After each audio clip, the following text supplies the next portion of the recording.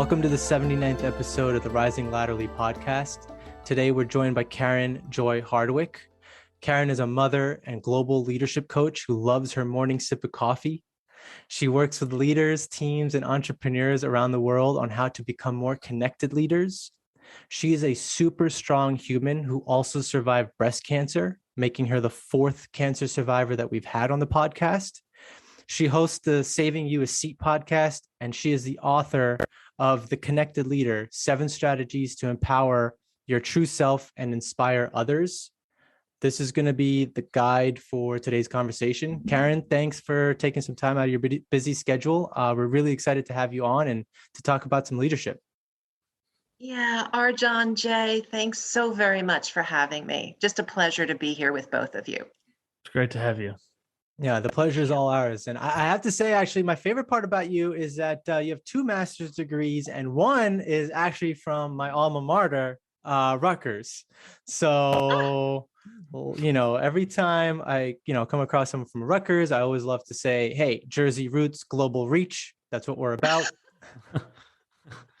So you're a Jersey boy. You're a Jersey boy? Absolutely. Yep. Raised there. And then I went to college there, did everything there basically until I took a one-way flight on Halloween of 2013 out of Newark, New Jersey into San Francisco. And I've been on the West Coast ever since. Well, there you go. We have a similar story. I did everything in Jersey too. And then right after graduate school, packed up my car and drove to Atlanta. So here I am, many moons later, still here in Atlanta. Nice.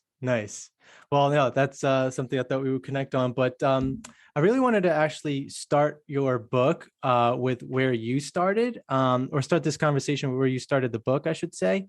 And that was when you were describing the Aspen trees in Colorado. I think it's really, really interesting to read this. So just give me a moment. I'll pull it up. All right. Okay, so you have aspens on your cover, by the way, of the book. And in the book, you write, aspens tend to grow in groves and benefit from a shared root system that creates new stems and growth. While they are individual trees, they are all one.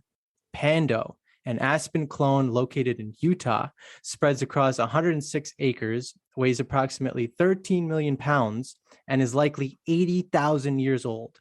It is the largest living organism in the world and has one interconnected root system. Aspens are also incredibly resilient. They can withstand and survive wildfires because of their strong root system and higher water content. They are so powerful against fire that oftentimes a kindling wildfire that burns through a forest of conifers will recede back to ground level when it hits a clump of aspen. These trees, a testimony to connection, naturally thrive after a traumatic event, like logging or wildfire.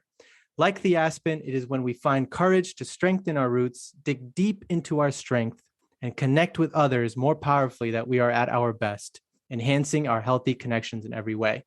I wanted to start there because I really feel like it sets the foundation for the rest of this conversation. I thought that was beautiful. And I also didn't know that aspen were all connected. So maybe that's a fun fact for someone listening.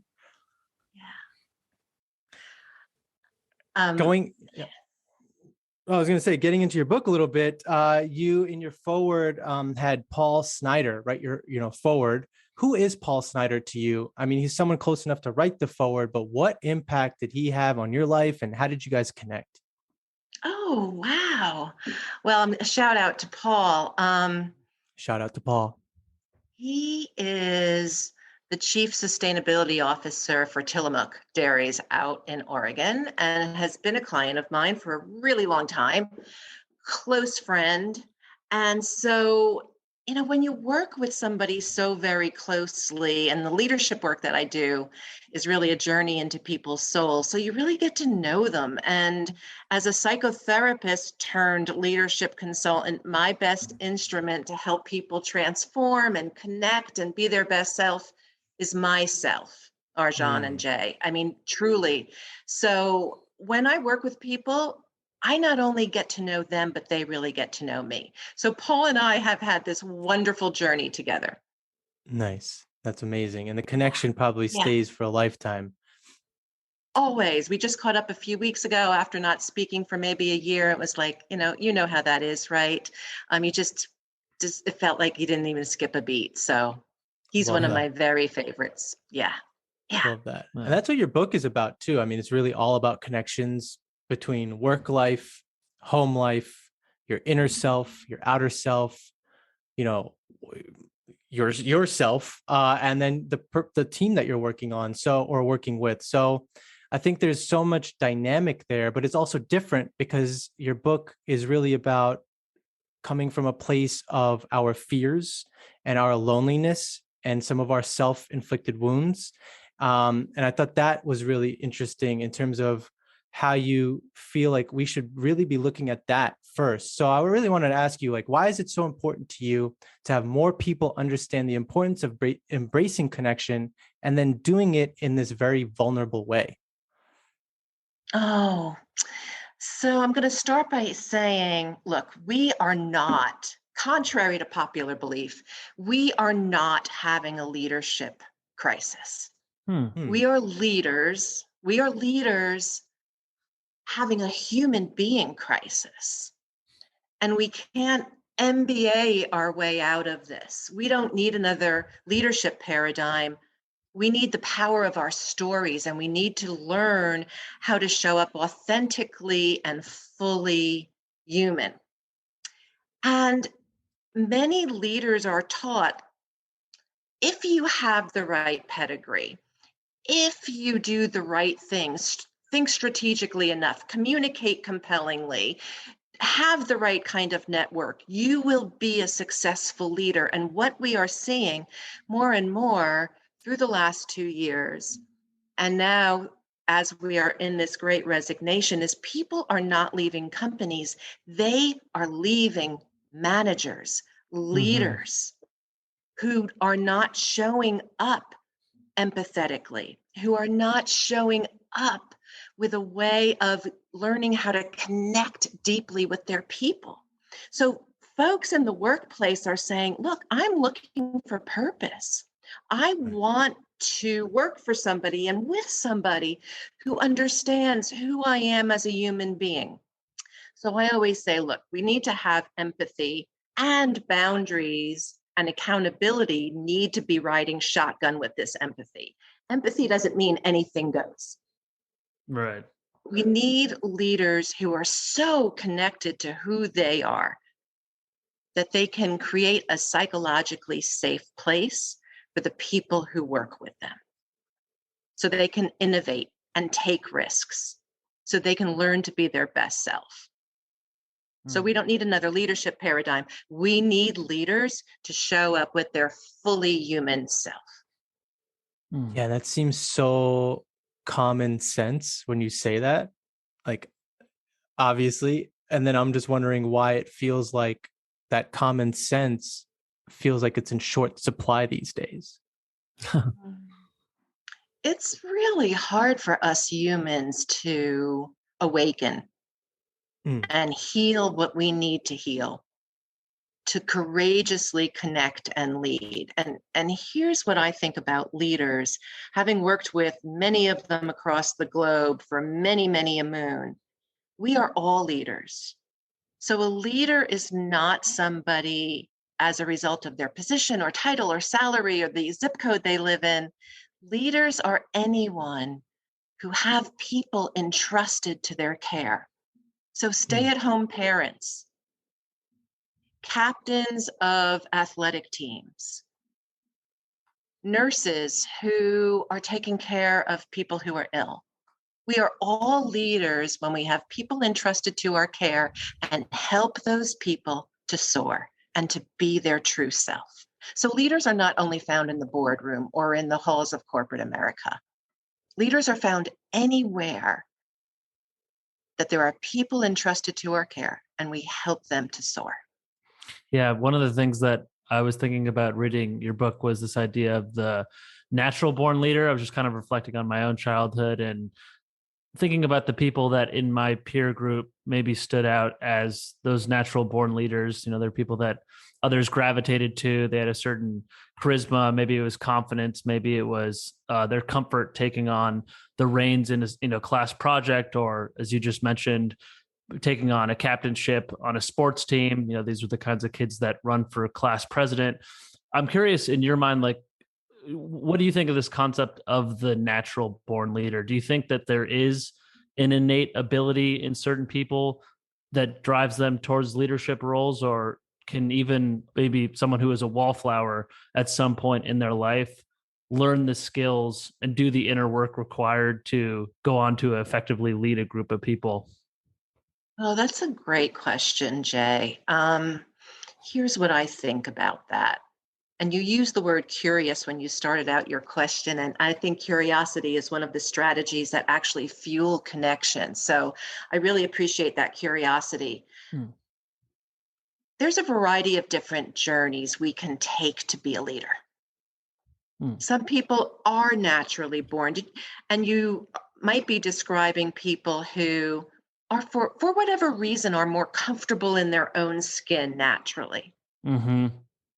And there are those who seem to really, they have fallen out of the womb just comfortable, right, and confident, right? Exactly. Yeah, that's exactly it. And then there's the others of us who maybe might have to work on it a little bit more consciously and intentionally. Leadership can be taught. And there's a lot of work on how actually introverts make wonderful leaders, not because they're so charismatic necessarily, but because they're so thoughtful. And because they're so clear about their own thinking process, and because they're really interested in what other people think. So the connected leader that I talk about in my book, and that I've had the good fortune of working with over the years, can definitely be taught, because the strategies that I believe fuel connection are all strategies that we all need to learn to weave into our lives more consciously.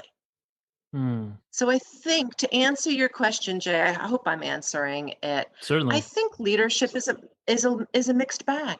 We can get to it through a variety of different ways, but I do believe that even those naturally born leaders can hone their skills. Yeah. I think that's encouraging for a lot of people out there that may be listening that don't necessarily identify with that archetype of the natural born leader, to know that there are strategies that they can embrace along with the growth mindset to blossom in whatever leadership role they may be offered at some point in the future. I think that's really encouraging for them to hear a message like what you just shared. Well, I'm smiling at your word growth mindset, because one of my CEOs right now, that's one of his favorite calls to action for his people, because he believes that, look, making mistakes and learning from them is one of the greatest things that we can do. And I encourage people all the time, and it's not just about learning about our mistakes and taking the wisdom from it. It's also about digging deep into our wounds. I mean, we all have them somewhere along the continuum of trauma and pain and grief. We all have an experience that has hurt us. And I think that's where some really powerful grist for the mill resides. When leaders, whether you're a leader in the family room or in the boardroom, can dig down deep and say, you know what? I have stuff that I really need to look at. And until I do, it leaks out and it damages those around me. I like to say all the time, when we don't look at our stuff, it goes into the basement, works out with weights, and gets stronger. That's powerful. And right? Isn't it? Yeah, for sure. I don't know a human being who ever wins the battle against their stuff. The stuff wins. And the problem with the unconscious is that it's unconscious. Yeah, right. Yeah, by definition, you can't see it. Yeah. So we all need guides, and we all need conversations like this, where we can put things on the table that truly matter, that serve as a North Star, that shine a little bit of light into those dark recesses of our soul and our memories and our experiences, so we can dig deep and figure out, what do we need to work on? What do I need to work on so I can show up fully human and my best self? What do I need to heal? Mhm. Yeah, I think that's incredibly helpful for someone who's out there, like including myself, who wants to balance being kind and compassionate and empathetic in a life that feels somewhat overwhelming at times. And sometimes, like as a person, I may not be as available as I would like to be. So here I am trying to balance all of this out. And it just maybe requires me to do even more work on myself to clear out some of that and be able to just deliver on being kind and compassionate and empathetic without having fear or without feeling overwhelmed. So I feel like I have some work to do there. And then just in the light of your content, what you said, I'm also thinking that you can try to bring this home and teach your children the importance of connection and belonging, so that the next generation doesn't have to come up with some of the traumas that maybe like my generation grew up with. So I think that there's an element of like, we can help the next generation with a conversation like this. Absolutely. I mean, our children have to wear the mantle of whatever it is that we were not able to heal quickly enough. Mhm. Exactly. Mhm. Exactly. Mhm. Right? So here's the thing about connection that I've learned the hard way. A lot of people think about connection as an outward facing thing that they can create. Like, I want to connect with you, and I want to deepen my connections with my team. And I ask people to hit the pause button and think about the fact that we truly can't connect with others in healthy, sustainable ways, until we connect with ourselves in honest ways. Yeah. So the whole concept about connection, so you want to be kind and you want to show up, and that's wonderful. And then I would ask you, how are you first being kind and showing up for yourself? Yeah. Yeah. Mhm. I And is know. that? And Oh, just sorry. Go ahead, Arjun. no, I was going to say, just like all of us can kind of relate to the negative self-talk that occurs. And that's just proof that you're not being kind to yourself. So, Mhm. Right. And all connection, I believe, starts with self-connection and some sense of a spiritual presence. I noticed that you just dropped a podcast earlier this week. Maybe it was just yesterday. Somebody talking about the journey of sobriety, right? yeah. Yep. Right. Yep. Talk Veronica. And about, so, Yep. recovering from addiction is one of my favorite topics. And connection is the antidote to anything to which we become addicted.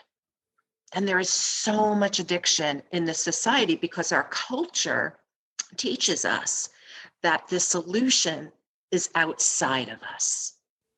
If right. you, right? If you get that car, if you get that job, if you get that relationship, or maybe you'll be happy if you gamble more, drink more, use a different drug more.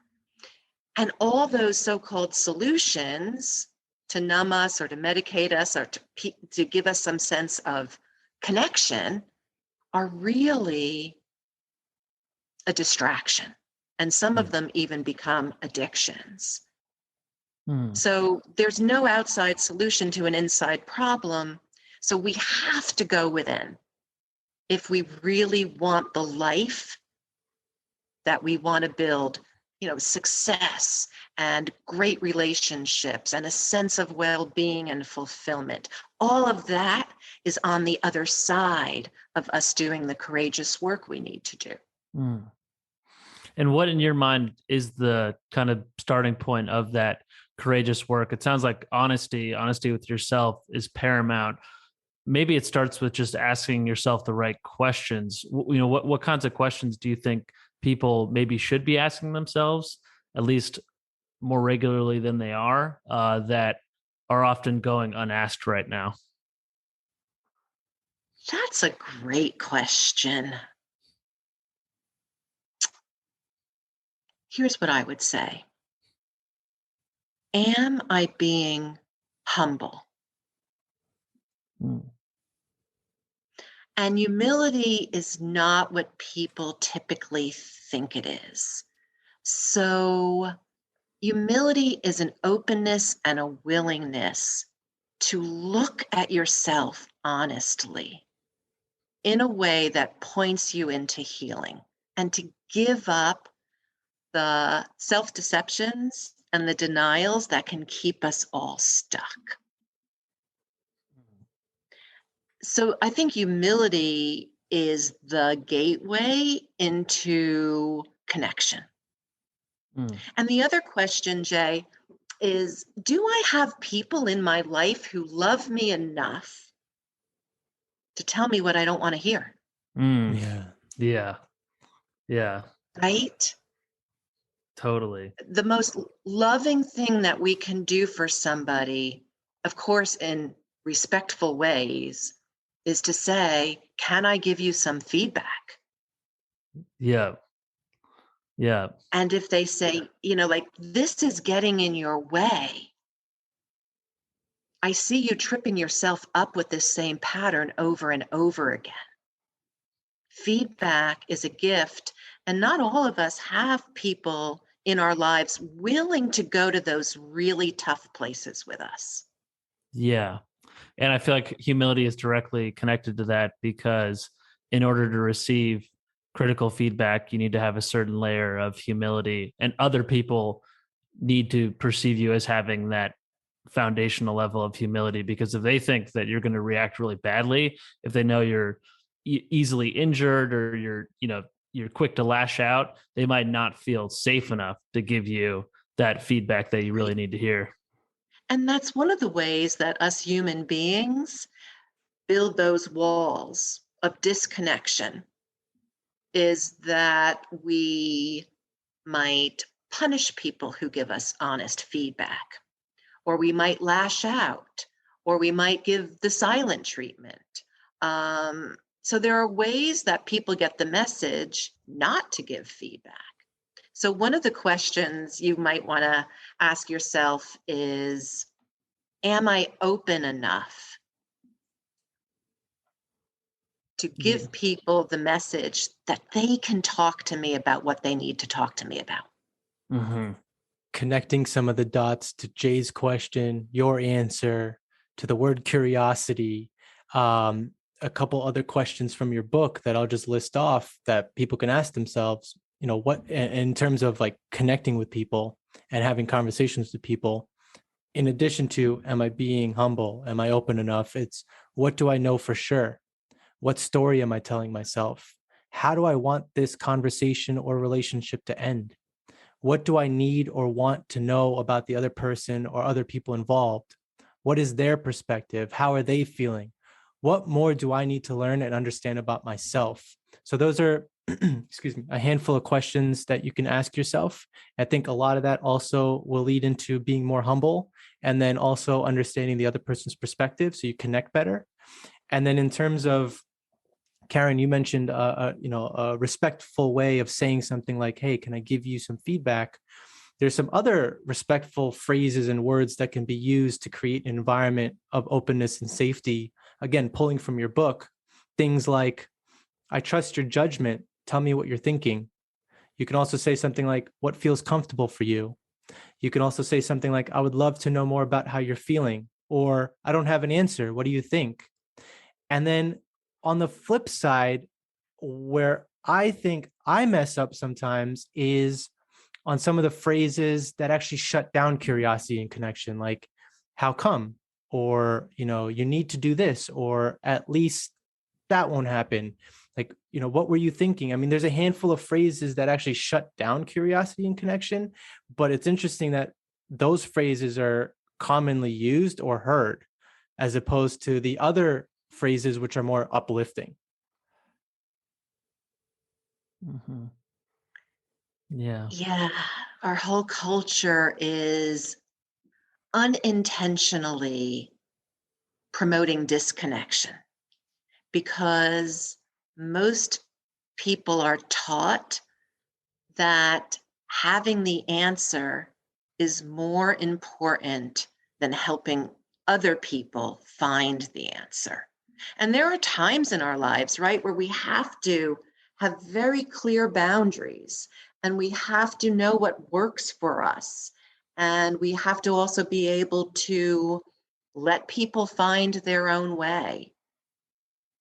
And we can do that still in a very loving, self-respecting, and other-respecting way. We can do that in the path of connection. It doesn't mean it's easy. No. It doesn't mean it's easy. I mean, I was just talking to an executive client of mine today, and one of their team members had just handed in their resignation. And actually, it was a good thing, both for the organization and for the person who handed their resignation in. And it was a very positive parting of ways. And one of the reasons why is because the leader was able over a number of months to create the kind of environment which allowed this person to explore, does this place, this workplace, work for me? Right. Right? And because some of the behaviors needed to be examined, some of what this person was doing wasn't really working. But instead of coming in and saying, this isn't working, the leader allowed the person to have their own process with that. And then a conclusion was made that served everyone in a really positive way. Does that So make it's like any sense? like the leader allowed for that space for that employee to actually come to their own conclusion that this isn't really the best fit for both parties involved, as opposed to maybe walking into a meeting one day and just being like, I'm quitting, or I'm putting my 2 weeks in. Maybe the conversation was like heading that way, and the leader was aware enough to allow some more space so that that whole process could play out, and the conclusion kind of comes up to its like surfaces itself. Yes. Yeah, it bubbled up. The right questions were answered in a humble enough, invitational way so that everybody involved could just do some exploring. Yeah. Mm-hmm. Yeah, I think that's really important too, especially in the professional climate we're living in today, where people, especially younger people, are staying with companies for shorter amounts of time. There's a lot of lateral moves. And I think it's really important to leave on good terms and leave with those bridges intact, because you never know who you're going to run into later in your career. That is one of the biggest mistakes people, not just executives, make, is leaving in a way. I had a mentor. Let me start this way instead. I had a mentor who once told me years ago, Karen, how you leave is more important than how you come in. Wow. That's a statement. Don't you think? Yeah. And so if we can leave, whether it be a relationship or a job, in a way that is about grace and dignity, hard to do, especially if you feel like saying, like, peace out, I'm out of here. I'm at it. Yeah, that's very true. You always want to think, I can't control what people say, but what would I like them to say? And is there a way I can contribute to that? Mm-hmm. Since we're talking about work and companies, can you elaborate on how you feel companies should be more curious about their employees, especially in a remote work environment? Like, how do you feel teams can really come together, get to know each other, really enjoy working with each other? Because right now, I feel like standard operating procedure is to send out a company-wide survey, gauge some employee feedback and see how engaged your employees are that way, but that may not be a complete way of actually feeling a transformation in the culture. So I feel like there's this element missing around how companies can actually be more curious about their employees. I think that's a great call to action, a battle cry for companies right now. A number of years ago, I said to a HR executive, a survey is not a strategy. Yeah. People can send out surveys all day long, and you might get some good information coming in. And so what? What are you going to do about that? So if you're going to send out a survey, you better be prepared to have the focus on how we're going to transform as a result of what you're telling us. So the biggest request that I get right now when I am asked to speak in public is to address the issues of mental health in the workplace and how connection can be part of the antidote. So to answer your question, Arjan, the work is the people.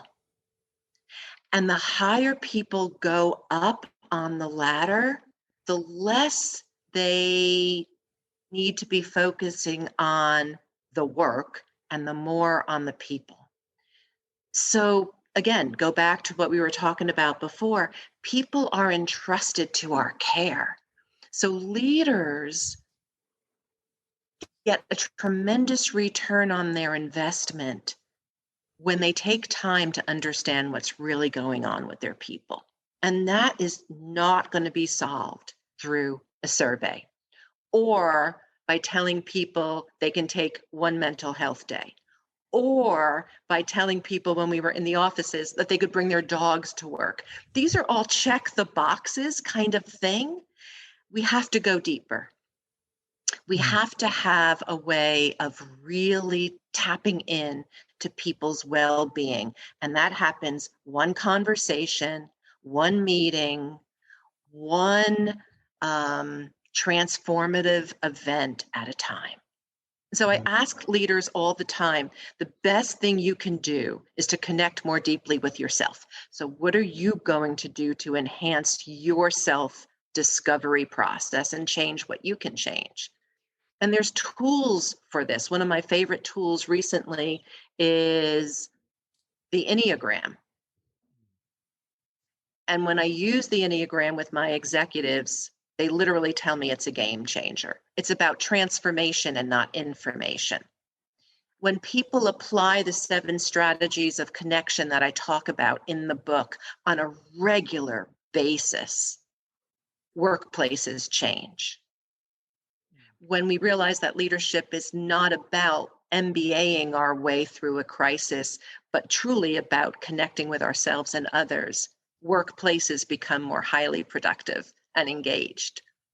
So there's no easy answer. It's not a magic bullet. There's no survey. There's no half-day training to send people to. It's about us showing up fully human. But what I'm hearing in that is that it really also starts with the leader or the top of the funnel doing the work on themselves.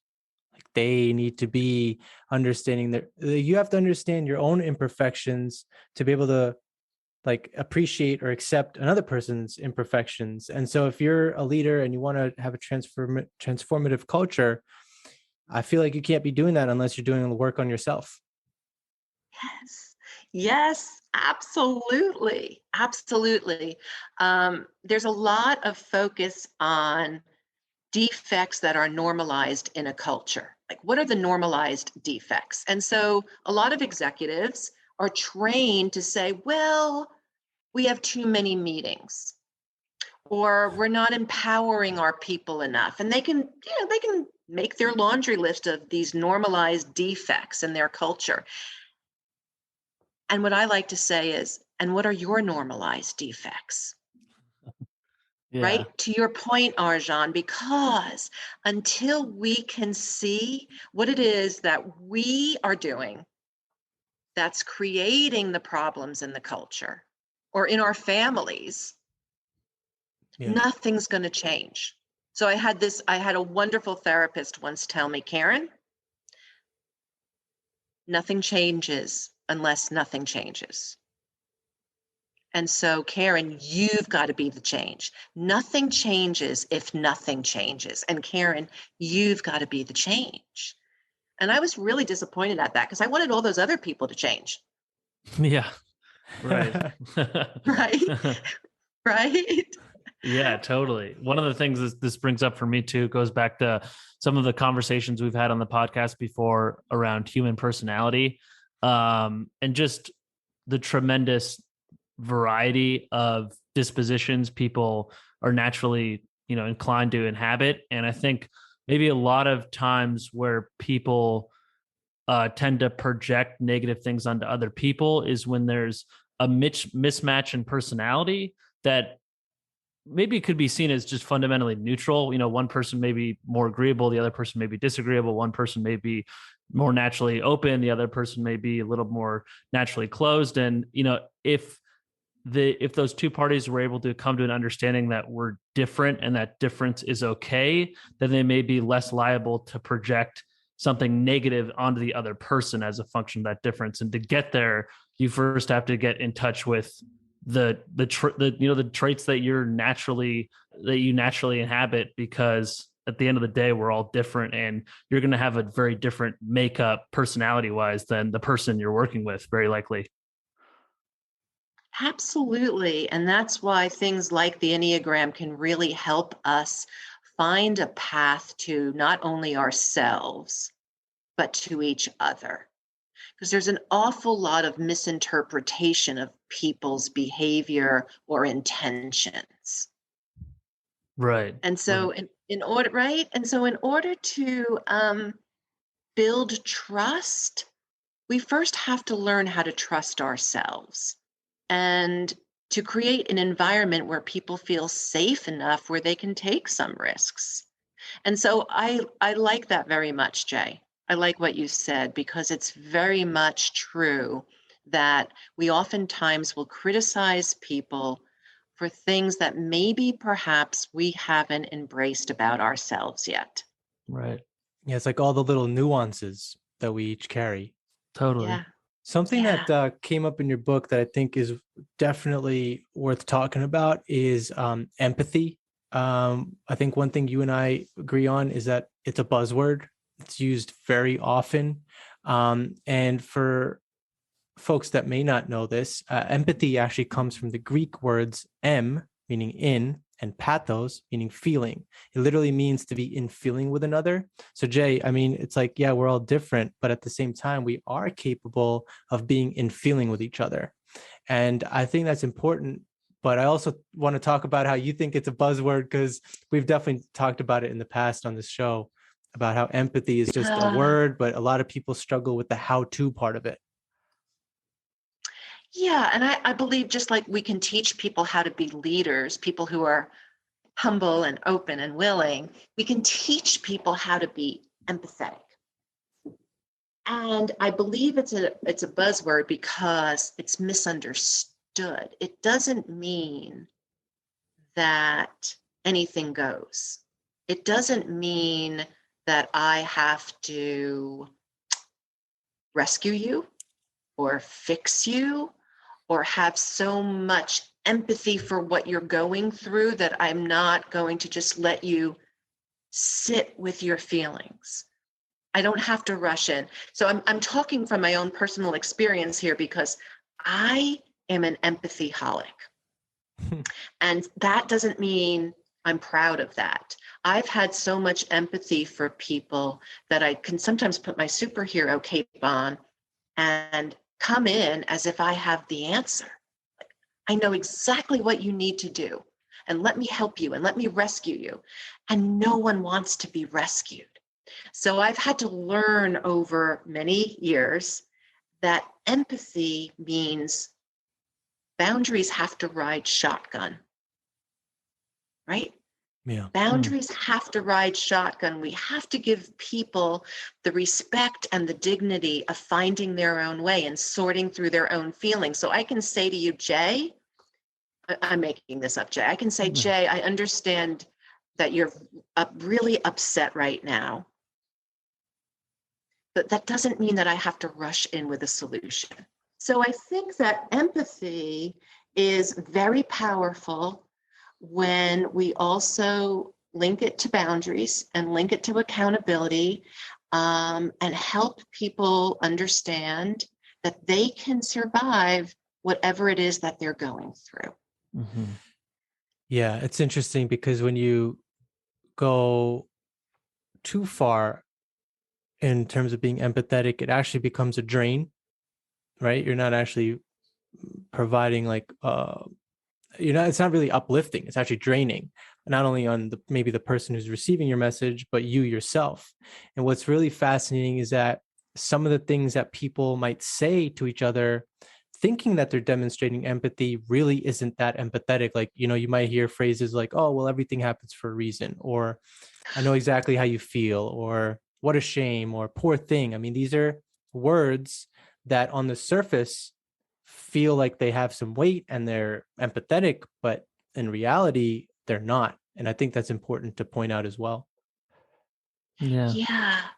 Yeah. A lot of those cliched kind of phrases actually create disconnection. So sometimes the most important thing that we can say to somebody is, Arjan, I know that you're really going through something that's tough right now. I'm here for you. And thank you so much for telling me. Like, we don't want to pretend that we know what someone's going through. And even if we've had the same exact experience, have we really? Right. Right? Yeah, no. Have we really? So my mother died when I was quite young. If I say to somebody else whose mother has died, I know exactly what you feel, I don't. I don't know exactly what they feel. So the best thing for me to say is, I'm here for you. Yeah. I'm here for you. Otherwise, it's just McEmpathy, kind of like McMindfulness. Yeah.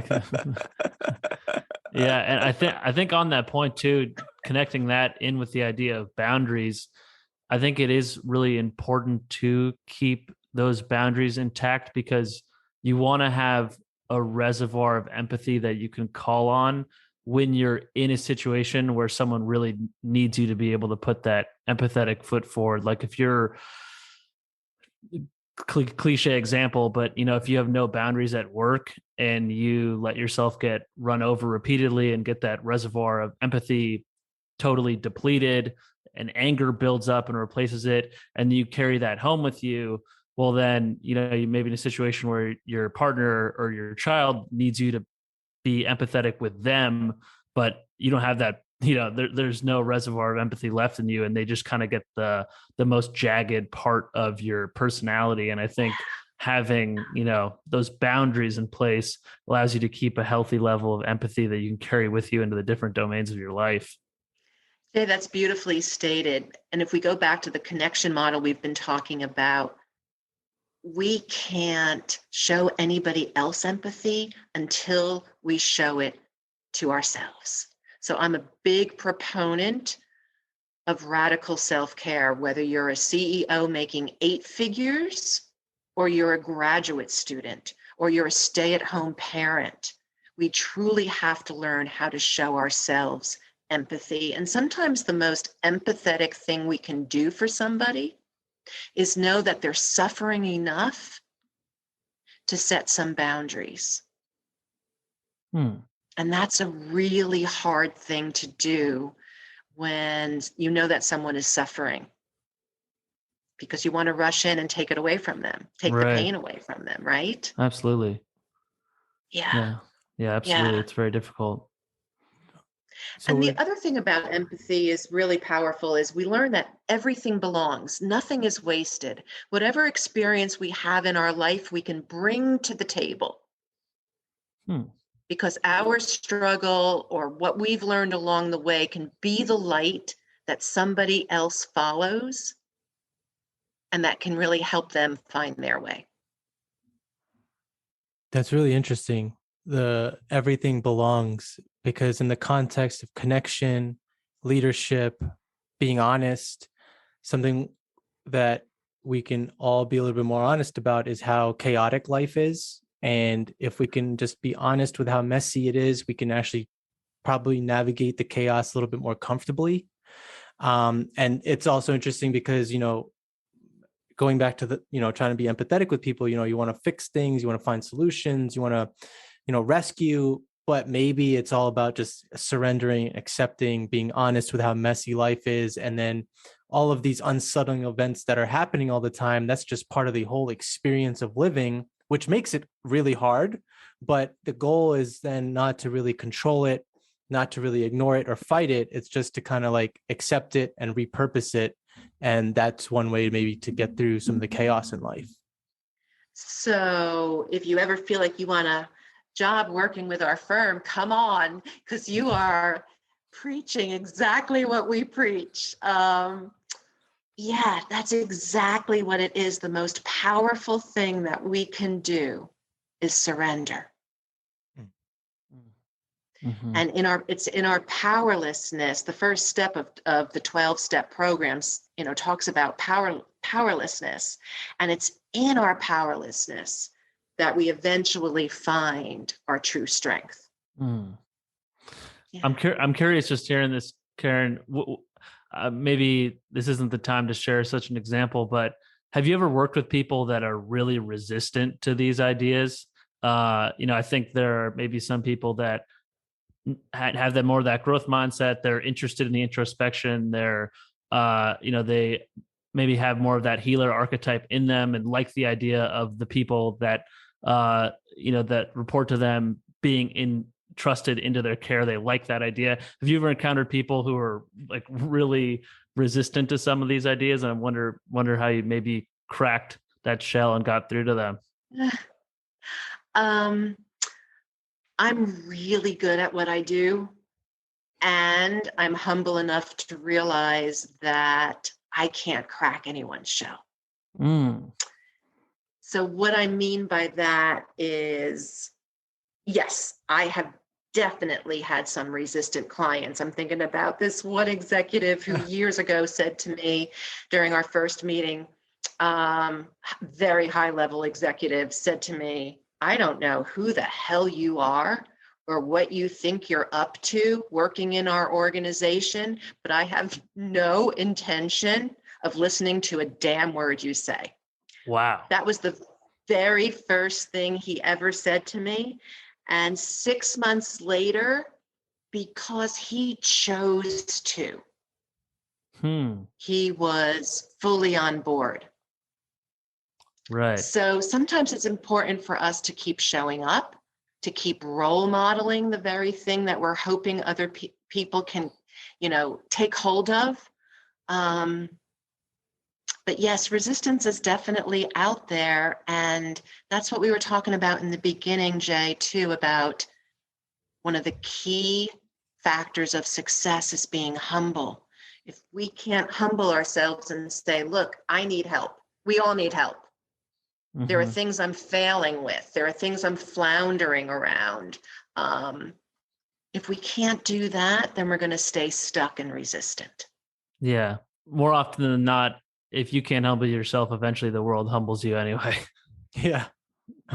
Yeah. It's called life on life's terms, and it can get really messy because the universe has a way of, oh, you didn't get the message the first time. I'm gonna give it to you a little bit more loudly this time.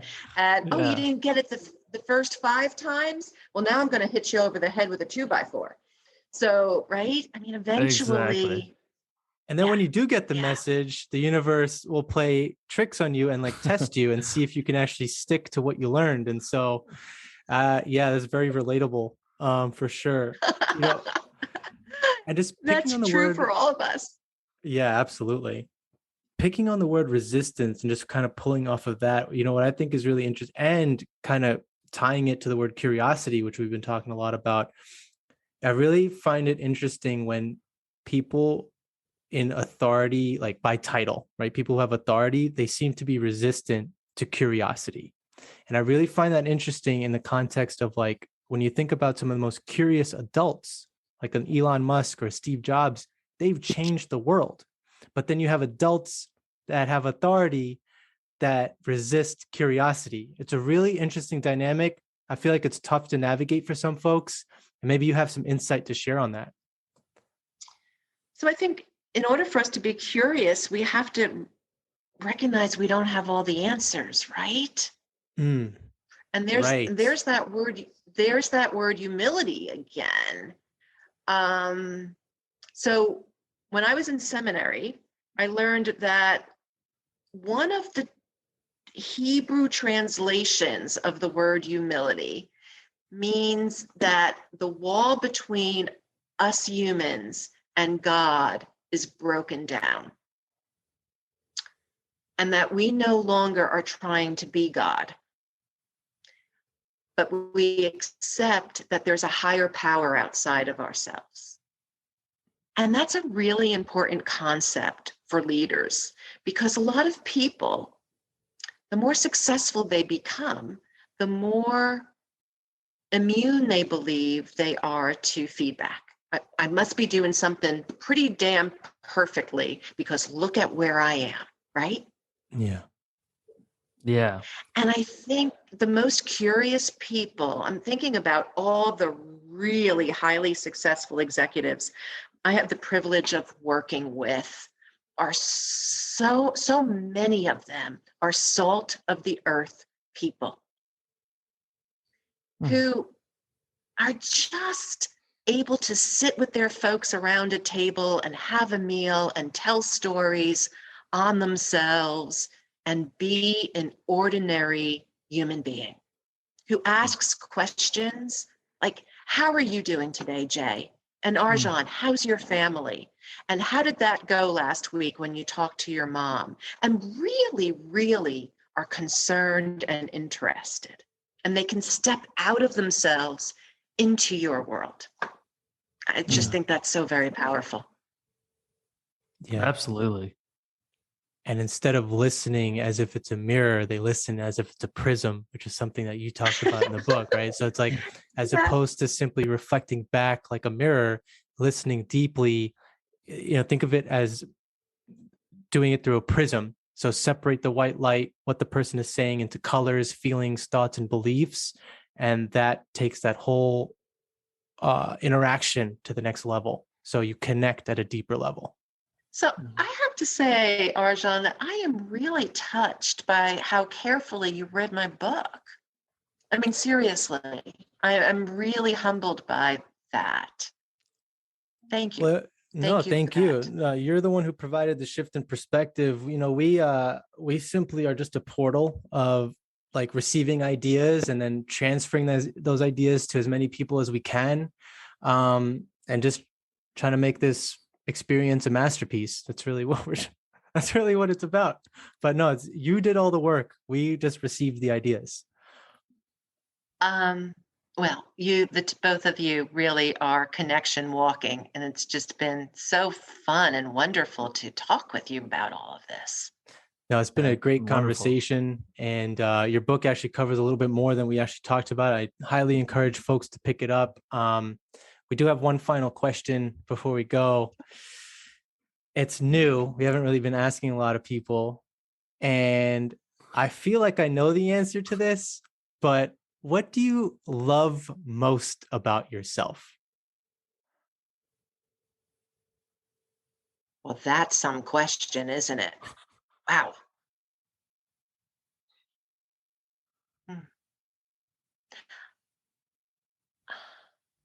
At this point in my life, I think what I love the most about myself is my willingness to do whatever it takes to heal deeply. Whatever it takes.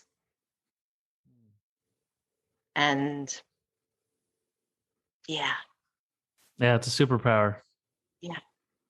Yeah. I mean, I hear resiliency in that. I hear strength. I hear pain, but I also hear just bravery. I hear all that when I hear that answer. Oh, thank you. None of us human beings get through life without really being tested in some way, right? Yeah. And beauty does come from the ashes, and the phoenix does rise. And I think it's really important for all of us to get in touch with that part of ourselves. Love Absolutely. it. Wonderful. Well, people can start by buying your book. It's a good way to open that portal. Yeah. Well, thank you for your time and your contributions. And, we hope to do this again with you in the future. I would love that. Both of you are amazing. Thank you so very much. It's been a privilege. If you enjoyed this episode, you can sign up for the Rising Weekly newsletter sent out each week. Every Friday, we expand on the episode with insights, recommendations, and more. You can sign up at risinglatterly.com. Thank you.